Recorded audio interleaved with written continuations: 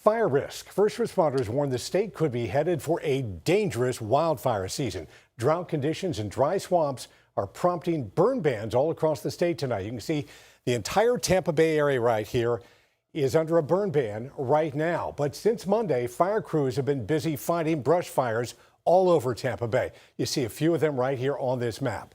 Fire crews in Hernando County tell us they put out 45 brush fires in just 1 month. 10 Tampa Bay News reporter Miguel Octavio joins us live in Largo tonight, where crews battled a brush fire just days ago. Miguel, leaders are urging residents to do their part to prevent more. And Dave, a couple days later, people affected by that are still shaken up. It doesn't take much to start a fire with how dry it's been. Just recently, I'm told, another fire started because someone was welding. With all of this, officials are reminding people burn bans are in effect right now.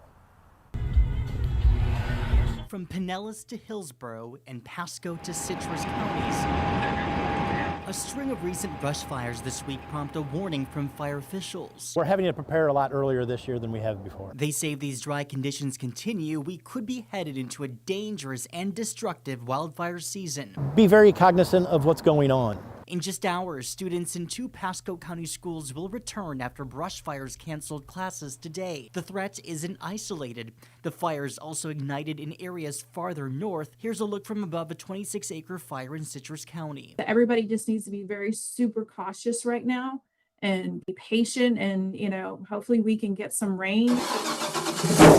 Farther south, even into the Everglades, drought conditions are adding to the risk. This drought is going to be one of the worst ones in a generation.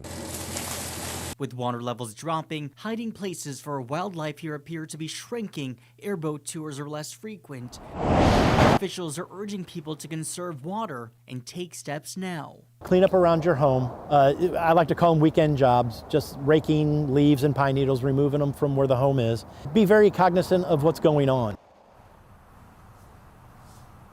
And in just hours, officials tell me first responders, they'll be back in some of those areas to ensure that they remain contained. Remember, if you violate any of these burn bans, you could face potential fines, even jail time. We're live in Largo. Miguel Octavio, 10 Tampa Bay News.